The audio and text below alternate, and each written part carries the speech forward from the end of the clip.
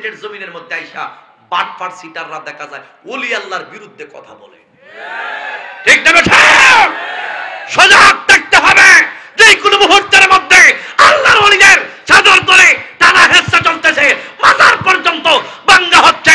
এলাকার মানুষ সুন্নি জনতাকে দৃষ্টি আকর্ষণ করে বলছি, যে কোনো মুহূর্তের মধ্যে মাঠে ময়দানে যদি নামতে হয় আমরা নামার জন্য প্রস্তুত আছি কিনা নয়। দিন প্রচারের কাজে নিজেকে দিয়েছ বিলিয়ে। ও যুবকের দল, এই মুহূর্তের মধ্যে আল্লাহর বন্ধু খিজির আলাইহিস সালাম ডাইকা বলতেছেন কুতুব বানায়া দেন, ডাইকা বলতেছেন উপযুক্ত লোক নাই। ও হুজুর, ইচ্ছে করলে আপনি অনুপযুক্ত লোকটারে আপনি উপযুক্ত বানায়া দিতে পারেন। এই মুহূর্তের মধ্যে আব্দুল কাদের জিলানী রাহমাতুল্লাহ আলাইহি ডাইকা বলে ওনার খাদেম রে একটা ডাক মারল, খাদেম আমার কাছে আসো। খাদেম দরমাইনা গাউসে পাকের দরবারের মধ্যে আসছে। এবার ডাইকা বলে হুজুর, ও হুজুর গো, কিসের জন্য আমাকে ডেকেছেন? এবার ডাইকা বলতেছেন, হে আমার খাদেম, আমার গাউসে পাক যেখানের মধ্যে সূরা বেড়াটা বয়া রইছে, যেখানের মধ্যে দুইটা বন্ধ দুইটা চোখ আড়াইছে, যেখানের মধ্যে সূরা বেড়াটা দেওয়ালের মধ্যে ফিটটা লাগায় এইভাবে বইসা রইছে। আব্দুল কাদের জিলানী রাহমাতুল্লাহ আলাইহি ডাইকা বলতেছেন অমুক জায়গার মধ্যে যাও, গিয়া দেখো একটা লোক দেওয়ালের মধ্যে পিঠটা লাগাইয়া বইসা রইছে। ওই মানুষটারে আমার কাছে গিয়া নিয়ে আসো। জোরে জোরে বলুন আল্লাহু আকবার। মুহাম্মদে দুরূদ পড়েন আল্লাহুম্মা।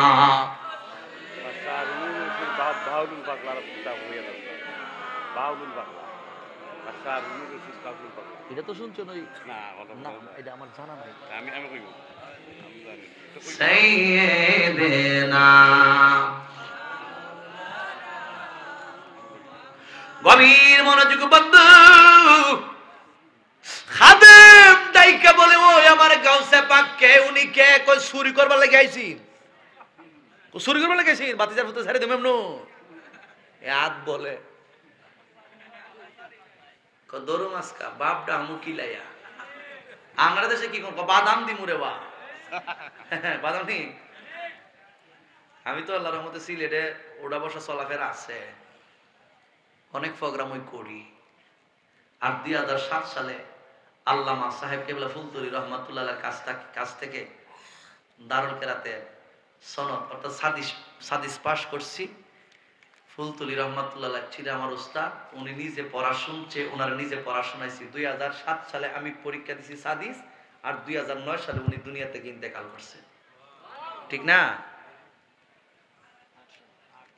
2008 সালে, 8 সালে, হ্যাঁ, তাহলে 7 সালে পরে 8 সালে উনি ইন্তেকাল করেছেন। এই দেশটা হলো ওনার আবাদ করা এলাকা। অনেক কষ্ট করেছেন, অনেক ত্যাগ স্বীকার করেছেন সুন্নিয়তের জন্য। আজকে এই এলাকা, এই আশেপাশে সিলেটের জমিনের মধ্যে আইসা বাটপার সিটাররা দেখা যায় ওলি আল্লাহর বিরুদ্ধে কথা বলে। ঠিক না বেঠা? সজাগ থাকতে হবে। যে কোনো মুহূর্তের মধ্যে আল্লাহর ওলিদের চাদর ধরে টানা হেঁচড়া চলতেছে, মাজার পর্যন্ত ভাঙা হচ্ছে। এলাকার মানুষ সুন্নি জনতাকে দৃষ্টি আকর্ষণ করে বলছি, যে কোনো মুহূর্তের মধ্যে মাঠে ময়দানে যদি নামতে হয় আমরা নামার জন্য প্রস্তুত আছি কিনা নয়। হাত তুলে দেখান, হাত তুলে দেখান।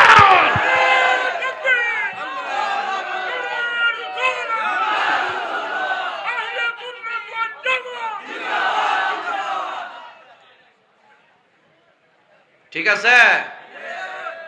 আপনারা আছেন নিয়া? আছেন কিনা নাই? কষ্ট হইতেছে? শেষ করে এলাম একবারে, মনে করেন সমাপ্তির দিকে আসতেছি। হ্যাঁ, লইয়া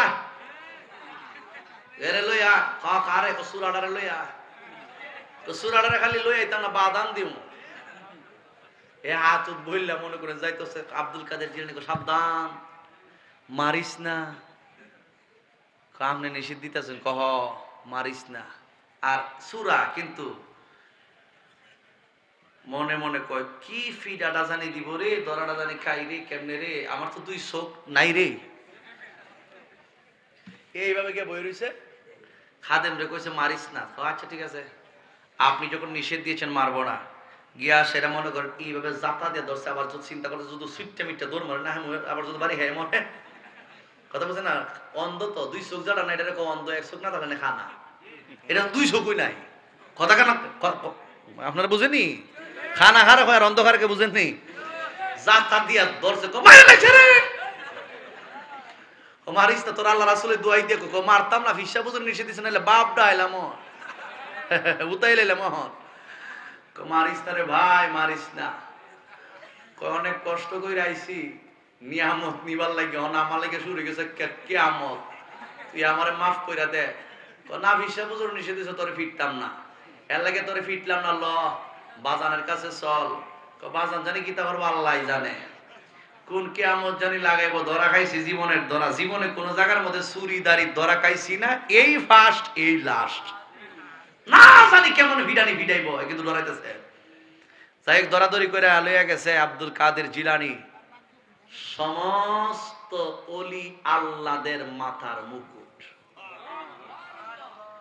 জিনারে না মানলে কেউ অলি হওয়া সম্ভব, লইয়া গেছে বাজান, বাজান দেখা জানি কোন হাম করে, আমার গাউসে পাকে বাজান বসেন বসেন, বসে যান বসে যান, সুন্দর করে বসাইছে, কয় আমার দিকে তাকান, ক সামু কেন নাই তো, গীতা নাই, দুই দুই নাই, আসিন কোন সময়, কয় আসার আগে আসিন, ভিতরে ঢুকার পরে দুনু লই নাই, গীতা নাই, দুই বেড়ারি নাই, আচ্ছা তোমার চেহারাটা আমার দিকে রুজু করো, চেহারা বরাবরের চেহারাটা রাখছে, না তাকলে কি হইছে, শরীয়তের চোখ না তাকলে কি দিছে, অন্তরের চোখ দিয়ে তাকাও, অন্তরের চোখ মুরাকাবার মধ্যে বসাইয়া দিছে, মুরাকাবা তরিকতের মধ্যে আসেনি, আছে কিনা নাই, তরিকত ছাড়া মুরাকাবা কারে কয়, মুশাহাদা কারে কয়, এগুলা চিনবো কেউ? গভীর মনোযোগ যুবক ভাইরা, এই মুহূর্তের মধ্যে যার দুইটা চক্ষু নাই গো, এই মানুষটার চেহারা গাউসুল আজম বড় পীর আব্দুল কাদের জিলানীর চেহারার দিকে কইরা তাকাইছি, দুনিয়ার শরীয়তের চক্ষুটা বন্ধ হয়ে গেল, এই মুহূর্তের মধ্যে আমার গাউসে পাক বড় পীর আব্দুল কাদের জিলানী একটু সময় উনাকে মুরাকাবার হালতের মধ্যে বসাইয়া রাইখা দিয়েছে, এবার ডাইকা বলতেছেন আল্লাহর বান্দা, ও আল্লাহর বান্দা, এখন তুমি কোনো কিছুই দেখতে পারতেছো নি, এবার ডাইকা বলতেছেন হুজুর, আমি এই জায়গার মধ্যে বৈশা আমার আল্লাহর সাত আসমানের উপরে কোন জায়গায় কি আছে আমি সব কিছুই দেখতে পারতেছি, এবার শরীয়তের চক্ষুটা খোলো, এবার দেখা যায় আমার গাউসে পাকের উসিলায় আগের শরীয়তের দুইটা চৌকো কুল্লা পাইছে, এরপরে অন্তরের চক্ষুটাও কুল্লা গেছে, বেলায়েতের 10 নম্বর ক্লাস হইল কুতুবের ক্লাস, আমার গাউসে পাকের এক চাহনির বদৌলতে আল্লাহ রাব্বুল আলামিন উনাকে বেলায়েতের 10 নম্বর ক্লাস কুতুবের মাকামে পৌঁছায়া দিছে, তাহলে ওলি আল্লাহর ফয়েজের ফাওয়ার আছে কিনা নাই, আরো জবান খুলে বলুন আছে কিনা নাই, যেই নজরে চুরকে তুমি দিলে কত বানায়া, সেই নজরে কর দয়া, অগ দয়াল গাউসিয়া, সকলের দাও গো তুমি তোমার সেই নজর কানি, তোমার ওই নামের গনে আগুন হয়ে যায় পানি, জোরে জোরে বলুন আল্লাহু আকবার। হে আমার আশিকিন জাকিরিন মুহিব্বিন মুরব্বি বাবা জিরারি, যুবকের দল, এই মুহূর্তের মধ্যে আমার গাউসে পাক বড় পীর আব্দুল কাদের জিলানীর দরবারের মধ্যে আসছিল চুরি করার জন্য, কিন্তু এর বিনিময়ে আল্লাহ এমন এক নিয়ামত দান কইরা দিছে, কুতুবের ক্লাসে পৌঁছায়া দিছে, এরপরে ইরানের কুতুব বানাইছে, তাইলে ওই যে আমি বলছিলাম ফয়েজের মাধ্যমে ওলি আল্লাহ হওয়া যায়, গাউসে পাক ফয়েজ দিয়েছে বিদায় ওলি আল্লাহ হইছে, তাহলে আল্লাহর ওলিদের কাছ থেকে ফয়েজ নেওয়ার দরকার আছে কিনা নাই, এর মধ্যে 3 নাম্বার ক্লাস হইল বেলায়েতে কসবি সাধনার বলে ওলি আল্লাহ, সাধনা করলাম, সাধনা করলাম, আরে সময় তাতে রাস্তায় পরদর্বী যদি তারে, চলো মুর্শিদের দরবারে। মুর্শিদেরই নামটি ধরো, নিজেরই মানুষজন করো, বিসমিল্লাহকে চাপারা করি পিণ্ডের ভিতরে। দুই চোখের পানি দিয়া যাই কি পাওয়া তারে, সাথে সাথে মন মহাজন, সাথে সাথে মন মহাজন, কি না হইতে পারে রে, চলো মুর্শিদের দরবারে। আর সময় তাতে রাস্তায় পড়ো দরবে যদি তারে, চলো মুর্শিদের দরবারে। ওলি আল্লাহর দরবার ছাড়া আল্লাহর ওলি হওয়া যায় না, ঠিক না বেঠা? সাধনার বলে ওলি আল্লাহ হতে হয়, সাধনা কইরে আল্লাহর ওলি হয়। এর বাস্তব প্রমাণ বলকের বাদশা ইব্রাহিম আদম রাহমাতুল্লাহ আলাইহি, যিনি ছিলেন বলকের বাদশা। উনি যখন রাস্তা দিয়ে বের হইতো, উনার সঙ্গে শত শত মানুষ সেনাবাহিনী থাকতো।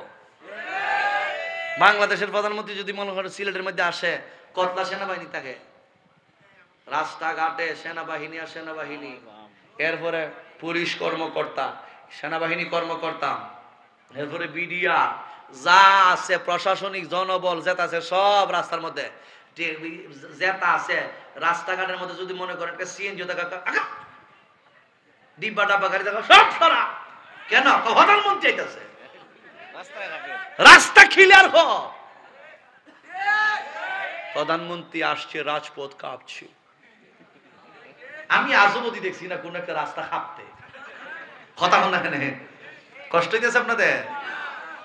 রাস্তাঘাটে যত গাড়ি গুড়ি আছে সব সরাই দিছে, প্রধানমন্ত্রী আসতেছে। কারণ উনি হচ্ছে একটা হ্যাডাম পাসুহু, উনি বাংলাদেশের প্রধানমন্ত্রী। কই যাইব প্রধানমন্ত্রী, কই যাইব কিতা, কবরে গেলে বাইরে হুতাই লাইব। আসেনি আসেনি দেশটারে যে বেচ্চা খায়া লাইতে চাইতেছ, চিন্তা করতেছ আমি আর কোন কিতা কইতাম। আর এই দেশের মধ্যে কেডা যে বালা মানুষ আইব, রাজনৈতিক ক্ষমতার মধ্যে কেডা যে বালা মানুষ আইব, মনে আমরা তো বুঝি, সবাই বুঝি, বাবার এইটার পর এইটা বালা, এইটার বড় এইটার বালা, এইটার বড় এইটা বালা, যে ডাইটা খালি হার এক কষের মতো। এই দেশও আয়াসেরা দেখা যায় 2-3 মাস যায় না, বাবারে দেখা যায় দেশ থেকে ফাস্টফুড ভিসা বানায়া ওই বাহিরে গিয়া বাড়িঘর করে। হাত তোলে বলেন ঠিক না বেঠা? জোরে কোন ঠিক কিনা? এই দেশে শান্তি আর হবে না। একমাত্র শান্তি যদি আর ফিরিয়ে আনতে হয়, উলামায়ে কেরামগণ যতক্ষণ পর্যন্ত ক্ষমতার মস্তদের মধ্যে না আসবে, তাকওয়াদারি শিক্ষা যতক্ষণ পর্যন্ত না দেবে, ইলমে মারফতের শিক্ষা যতক্ষণ পর্যন্ত না দেবে, ততক্ষণ পর্যন্ত সঠিক ইসলাম, সঠিক ধর্ম এই পৃথিবীতে বাস্তবায়ন হবে না। সত্যি বলো ঠিক কিনা? কষ্ট হইতেছে? আর তা যারা আছে সব হাউইন্না বাটি। কি বাটি? দেশ নিয়ে ষড়যন্ত্র চলছে। আজকে কত দিবস? 16ই ডিসেম্বর, বিজয় দিবস। দেশটার লাগে জীবনটা দিয়া লাইছে মানুষে। হ্যাঁ, তাদের রক্তের বিনিময়ে আমরা এটা পাইছি বাংলাদেশটা, আমরা বিজয় হয়েছে। এখন বিজয় দিবসকে কেন্দ্র করে যদি আমরা গান টান গাওয়া শুরু করি, মোর চেহারা গান গাই আমরা, খবর মানে হারাইবো না? আরাম দিব? কি বুঝেন? আমার কথা বুঝতেছেন না? বিজয় দিবস উপলক্ষে আমরা গান গাই। এক সাগর রক্তের বিনিময়ে বাংলার স্বাধীনতা আনলো যারা, আমরা তোমাদের বলবো না, আমরা তোমাদের। মাশাআল্লাহ, অনেক মানুষ দাঁড়া রয়েছে। দি জায়গা নাই? আর একটু আগুন লাগবো বাজার, অনেক মানুষ দাঁড়া রয়েছে। একটু সামনে আসেন তো দেখি, জায়গা বড় রাখবেন। একটু সামনে আসেন। আসেন আসেন, নবী মোর জান, নবী মোর প্রাণ, নবী মোর ইশকের ভান্ডার, নবী মোর জান, নবী মোর প্রাণ, নবী মোর ইশকের ভান্ডার, নবী দো জাহানের সরদার, নবী দো জাহানের সরদার বলিলেন আল্লাহ পরওয়ার, নবী মোর জান, নবী মোর প্রাণ, নবী মোর ইশকের ভান্ডার, নবী মোর জান, নবী মোর প্রাণ, নবী মোর ইশকের ভান্ডার, নবী দো জাহানের সরদার বলিলেন আল্লাহ পরওয়ার, নবী দো জাহানের সরদার বলিলেন আল্লাহ। নবী হলেন মোদের ঈমান আশিক গণ হৌরে আগুয়ান, নবী হলেন মোদের ঈমান আশিক গণ হৌরে আগুয়ান, না থাকলে ঈমানও তোমার, না থাকলে ঈমানও তোমার পাবে না শাফায়াত তাহার, না থাকলে ঈমানও তোমার পাবে না শাফায়াত তাহার, নবী দো জাহানের সরদার বলিলেন নবী মোর জান, নবী মোর প্রাণ, নবী মোর ইশকের ভান্ডার, নবী দো জাহানের সরদার বলিলেন আল্লাহ পরওয়ার। জোরে জোরে বলুন আল্লাহু আকবার। গভীর মনোযোগ যুবক ভাইরা, এ মুরব্বী বাবাজিরা, সংক্ষেপে আলোচনাটা গুছায় লাইতেছি।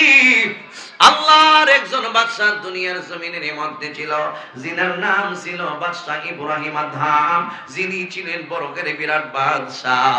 ওই ইব্রাহিম আদহাম রহমাতুল্লাহ আলাইহি যখন রাস্তা দিয়ে বের হইতো, উনি রাস্তা দিয়ে বের হওয়ার সময় ওনার সামনে থাকতো 40 জন, পিছনের দিক দিয়ে থাকতো 40 জন 80 জন, 160 জন সেনাবাহিনী ওনার সঙ্গে যাইতো। যে কোনো জায়গার মধ্যে যাওয়ার জন্য রওনা দিলে 160 জন সেনাবাহিনী উনি নিয়ে যাইতো। ওনার সামনে 40 জনের হাতের মধ্যে থাকতো 40টা স্বর্ণের ডাল, বাকি 40 জনের হাতের মধ্যে থাকতো 40টা রূপার গুর্জ। স্বর্ণের ডাল কিন্তু সাধারণ কথা নয়। কি দিছে মাইকটা? কি কোটা কমাইলিছ? স্বর্ণের ডাল কিন্তু সাধারণ কথা নয়। আজকের মা বোনরা স্বর্ণ কিনতে পারে না, অথচ ইব্রাহিম আদহাম রহমাতুল্লাহ আলাইহি সেনাবাহিনীদের হাতে 40 জনের হাতের মধ্যে 40টা স্বর্ণের ডাল। কেমন ভিআইপি বাদশা বই জানেন? 40 জনের হাতের মধ্যে রূপার গুর্জ হইল 40টা। এইভাবে 40 জন 60 জন সামনে, 80 জন সামনে, পিছনের দিক দিয়ে 80 জন, বাদশা থাকতো মাঝখানে। এইভাবে ভিআইপি হালতে উনি বিভিন্ন জায়গার মধ্যে যাইতো। একদিন ওই বাদশা ইব্রাহিম আদহাম রাতের বেলা ঘুমাইছে, ওনার ঘরের মধ্যে ঘুমিয়েছে। ওনার ভিআইপি বাসভবনের মধ্যে যখন উনি ঘুমিয়েছে, ওনার ঘর মনে করেন বিল্ডিং ঘর, ওই বিল্ডিং ঘরের নিচে উনি ঘুমিয়ে আছেন। ওই বিল্ডিং ঘরের ছাদের উপরে উনি রাত্র যখন গভীর হয়ে গেল, উনি শুনতে পাইতেছেন কে যেন ওনার ঘরের ছাদের উপরে পা দিয়া, দুইটা পা দিয়া যেমনে মানুষগুলো হাঁটাহাঁটি করে, এইরকম ভাবে কে যেন ওনার ঘরের ছাদের উপরে হাঁটাহাঁটি করতেছে। টক টক টক টক টক টক টক টক শব্দ বের হইতেছে। ইব্রাহিম আদহাম ঘুম থেকে জাগ্রত হয়ে গেল। এবার জাগ্রত হয়ে জিজ্ঞেস করতেছেন, ছাদের উপরে তুমি কে? এই গভীর রাতে ছাদের উপরে কে তুমি হাঁটাহাঁটি করতেছো? উনি আশ্চর্য হয়ে গেল, আমার তো সেনাবাহিনী মোতায়েন আছে। ফুল বাড়িটা ঘেরাও করা সেনাবাহিনী, এতগুলো সেনাবাহিনী ব্যাগ কইরা কেমনে আমার ঘরের ছাদের উপরে লোক আসলো? কিভাবে এই লোকটা এমনি হাঁটাহাঁটি করতেছে? পায়ের শব্দ শোনার পর ইব্রাহিম আদহাম রহমাতুল্লাহ আলাইহি ডাইকা বলে, তুমি কে? আমার ঘরের ছাদের উপরে হাঁটাহাঁটি করতেছ? এবার ছাদের উপরে লোকটা ডাইকা বলে, ইব্রাহিম আদহাম গো, ও ইব্রাহিম আদহাম, আমি হইলাম একটা উট রাখাল হইছো, তাতে কি হয়েছে? কই আমার একটা উট হারানো গিয়েছে, উটের সন্ধানে আমি ঘরের ছাদের উপরে উঠেছি। আমি দেখতে আসছি আপনার ছাদের উপরে আমার উটটা হারায়া আপনার গড়ের ছাদের উপরে আসছে কিনা। এবার দেখা যায় বাদশা গড়ের ভিতরে তাইকা মুস্কি মুস্কি হাসি মাইরা দিছে, উনি গড়ের ভিতরে তাইকা কথা হইতেছে, আর একজন ছাদের উপরে তাইকা কথা হইতেছে। এবার ডাইকা বলে ইব্রাহিম আদহাম মুস্কি হাসি মাইরা ডাইকা কয় উট যদি হারানো যায় এই উটটা ছাদের উপরে উঠবে কেমনে? উট তো আশেপাশে কোথাও চারণ ভূমিতে থাকবে, উট ছাদের উপরে কেমনে যাইব? সিঁড়ি বাইয়া বাইয়া তো উট ছাদের উপরে ওঠা সম্ভব হবে না, এটা তোমার সম্ভব। সুতরাং ঘরের ছাদের উপরে তুমি উট তালাশ করে খুঁজে পাওয়াটাও অসম্ভব। আমার মুরব্বী বাবাজিরা, ও যুবক ভাইরা গো, এই মুহূর্তের মধ্যে আবার ডাইকা বলতেছেন ছাদের উপরের ওই রাখার লোকটা যে পরিচয় দিয়েছিল, এবার ওই লোকটা ডাইকা বলে ইব্রাহিম আদহাম গো, ও ইব্রাহিম আদহাম, আপনি বলতেছেন ছাদের উপরে উট পাওয়া অসম্ভব, ছাদের উপরে উট পাওয়া যাবে না। কিসের জন্য পাওয়া যাবে না? এটা হলো হাস্যজনক ব্যাপার, হাস্যকর ব্যাপার। ছাদের উপরে উট আসতে পারে না, এই জন্যই আমি পাবো না, তালাশ করে পাবো না।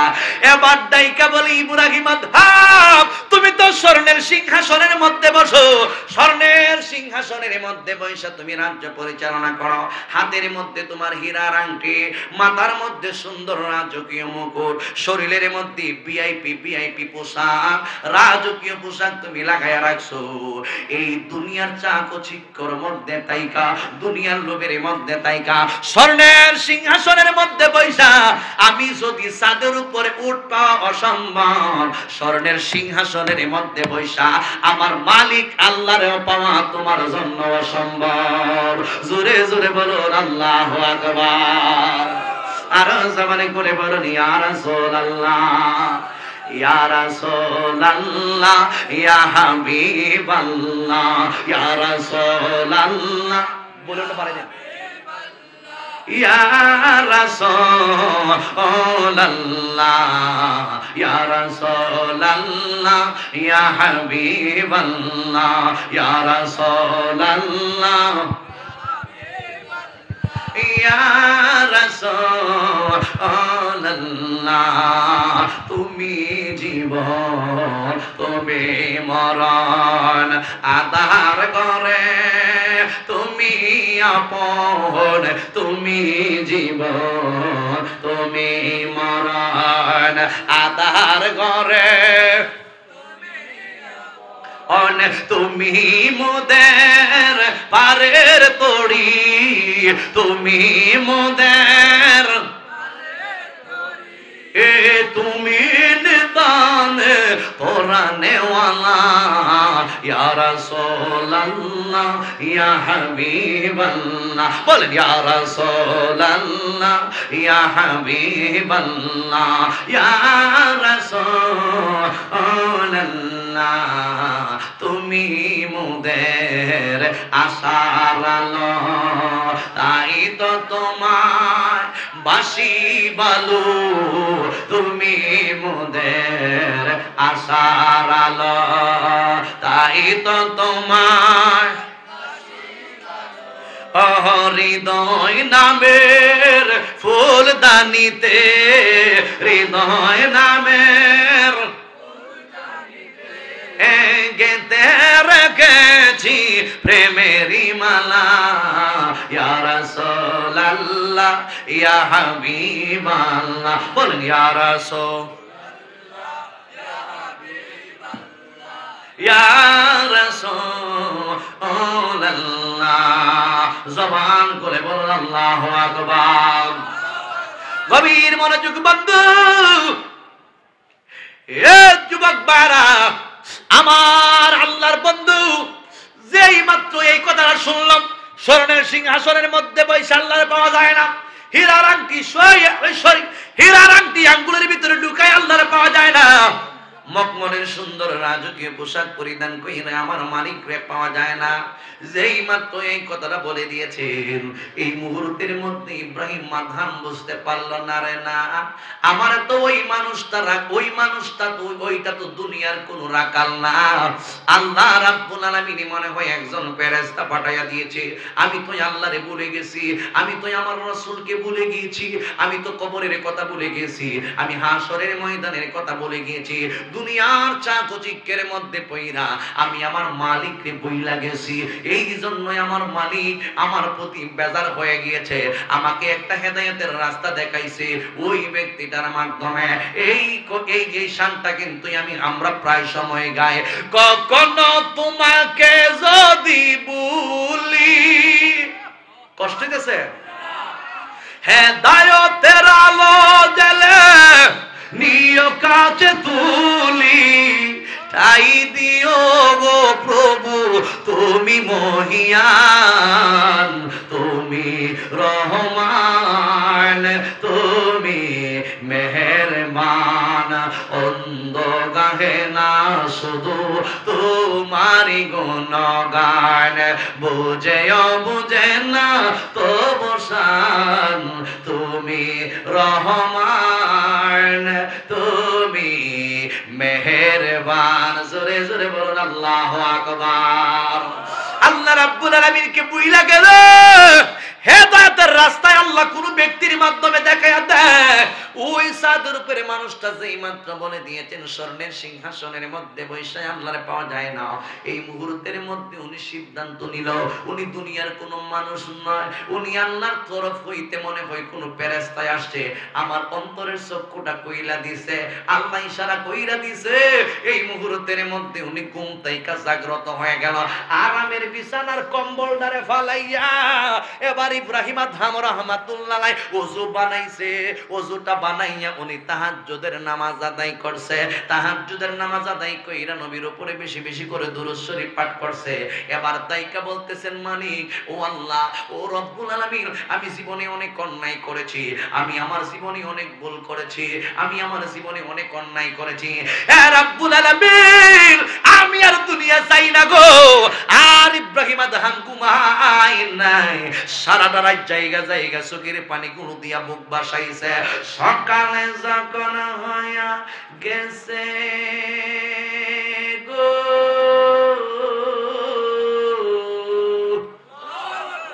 মুয়াজ্জিন আযান দিতেছেন, হাইয়া আলাস সালাহ, হাইয়া আলাস সালাহ। আমদারে মুয়াজ্জিন আযান শোনায়নি। ওমা কথা কন না কা, হাইয়া আলাস সালাহ,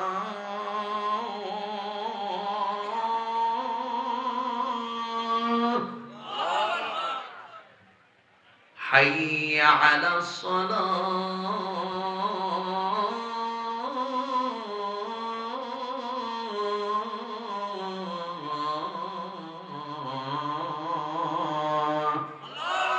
কয়বার ডাক দেখ, কয়বার? দুইবার কয় হাই আলাস সালাহ নামাজের জন্য। আরে উসমানীনগরের মানুষ, সিলেটের মানুষ, বালাগঞ্জের মানুষ, আয় যেই মাত্র নামাজের রক্ত হয় মুয়াজ্জিন ডাইকা কয় হাই আলাস সালাহ, নামাজের জন্য আয়। নামাজের জন্য গেলে কি হবে? মুয়াজ্জিন ডাইকা বলে হাই আলাল ফালাহ, নামাজের জন্য আসলেই তোর কল্যাণ হবে। হুত্তরে বলুন ঠিক কিনা? নামাজ চাই কি চাই না? যে বেটা কয় নামাজ ছাড়াই আমি আল্লাহর বন্ধু হয়ে গেছি, আজ থেকে বাটফা, এর জুতা দিয়া ভিড়ানির দরকার। যেটা কয় আমি নামাজ ছাড়াই বিশ্বাস হয়ে গেছি, বন্ড হইতে আছে, এখন বন্ডও কিন্তু আছে। আলেমের মধ্যে যেমন ওয়াজ দিলাম হয়ে গেছে, শেষ করলি তা? আলেমের মধ্যে যেমন উলামায়ে হক আছে, উলামায়ে সু আছে। আমি মাহফিলগুলোর মধ্যে বলে থাকি, ফির সাহেবের মধ্যে ফিরে হক আছে, ফিরে সু আছে, ঠিক আছে না? লেবাস লুবাস লাগাইয়া ধর্মের নামে অধর্মের কাজ চলায়, এরকমও কিছু বন্ড আছে। এটা ইন্তেল লাগে দেখা যায় আজকে সুন্নিদের উপর আঙ্গুল তুইলা কথা কয়। ওমা মাজার গাঞ্জা চলেতে মাজার কিতা রাখতাম না বাংতাম ওই সুরের সুর মাজার গাঞ্জা চলে যেটা গাঞ্জা খায় এরা আঞ্জামেরা ফিট কথা কোন না কেন এর লাগে দেখা যায় মাজারের কলঙ্ক হয় কথা বলুন ঠিক না এদেরকে চিহ্নিত করতে হবে দাঁত ভাঙে জবাব দিতে হবে বন্ধদেরকে সাইজ করতে হবে কথা কি ক্লিয়ার নাকি বেজার আছে সুন্নি কখনো বন্ধ না বন্ধ কখনো সুন্নি না এটাই আমার ফাইনাল কথা কষ্ট হইতেছে ফজরের নামাজের ওয়াক্ত হয়ে গেছে বলকের বাদশা ইব্রাহিম আদম রহমাতুল্লাহ আলাইহি নামাজ আদায় করছে নামাজ সমাপ্ত করে পাগলা ঘন্টার মধ্যে ঘন্টা বাজাইছে আয় কর্মচারী যারা যারা আছো দায় সব কর্মচারীদেরকে আনা হইল সব কর্মচারীরা আসার পর নাইকা বলতেছেন হুজুর সকাল বেলা ভোরবেলা এই সময় তো আপনি মনে করেন একবারে ফুটবলের মতো ঘুমান কিন্তু আজকে ব্যাপারটা কি এত সকাল বেলা ঘুম থেকে জাগ্রত হয়ে গেলেন আবার পাগলা ঘন্টা বাজায়া আমাদের সবাইকে জাগাইলেন ব্যাপারটা কি বুঝে আসে নাও ও যুবকের দল এই মুহূর্তের মধ্যে ইব্রাহিম আদম রাহমাতুল্লাহ আলাইহি ডাইকা বলে এ আমার কর্মচারীরা কোন জায়গার মধ্যে আমি আমার মালামাল গুলো গচ্ছিত রাইখা দিয়েছি ওই মালের চাবি কাটি যার যার দ্বারে আছে সবার চাবিগুলোই আমি বলকের বাদশা ইব্রাহিম আদমের কাছে নিয়ে আসো সব ধন সম্পদের চাবি কাটি ইব্রাহিম আদমের কাছে আনা হইল এই চাবিগুলো দেখা যায় অনেক বড় একটা চাবির ডাল হয়েছে কারণ একটা বাদশা ওই বাদশার তো ধনভাণ্ডারের কোনো অভাব নাই সমস্ত মালামালের চাবি কাটি যখন আইনা দিয়েছে এবার ডাইকা বলতেছেন যে সিংহাসনটার মধ্যে বৈশা আমি আমার রাজ্য চালাইতাম আমার স্বর্ণের সিংহাসনটা আবার নিয়ে আসো স্বর্ণের সিংহাসনটা নিয়ে আসা হলো বন্ধুরে এই মুহূর্তের মধ্যে ইব্রাহিম আদম রাহমাতুল্লাহ আলাইহি এই চাবিগুলো হাতের মধ্যে লইয়া আমার মালিক আল্লাহর ডাইকা বলে আল্লাহ ও আল্লাহ গো ও আল্লাহ এবার তুমি বলকের বাদশা কারে বানাইবা আমার জানার কোনো দরকার নাই এই চাবিগুলো লইয়া শূন্যের মধ্যে চাবিগুলো উনি সুরাইয়া ফালাইয়া দিতেছে চাবিগুলো এইভাবে শূন্যের মধ্যে চুরাইয়া ফালাইয়া দিতেছে আমার মালিকরা ডাইকা বলে মালিক এই দেশের বাদশা তুমি কারে বানাইবা আমার জানার কোনো দরকার নাই এবার দেখা যায় স্বর্ণের সিংহাসনটার পুরা এবার স্বর্ণের সিংহাসনটার সরাইয়া ফালাইয়া দিছে চাবিগুলোর এইভাবে ফালাইয়া দিছে এবার ওনার হাতের মধ্যে হীরার আংটি কুইলা পালায়া দিতাছে ওনার শরীরের মধ্যে যে পোশাক গুলো ছিল আস্তে আস্তে শরীরের পোশাক গুলো কুইলা রাইকা ফকির মিসকিনরা যে পোশাক গুলো গায়ের মধ্যে লাগা চেরা পারা পোশাক গুলো ওনার শরীরের মধ্যে লাগাইয়া এবার ডাইকা বলে কর্মচারীরা আমি আর বাদশাহী চাই না আমি আমার মালিকের গোলাম হতে চাই জোরে জোরে কে সুবহানাল্লাহ বলা যাবে না ওই আমি সুখে দুঃখী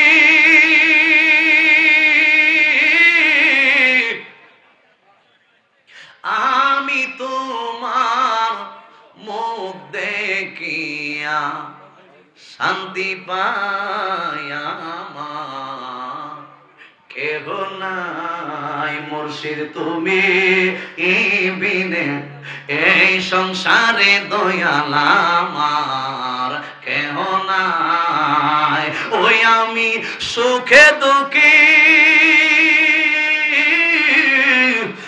আমি তোমার মুখ দেখিয়া শান্তি পায়া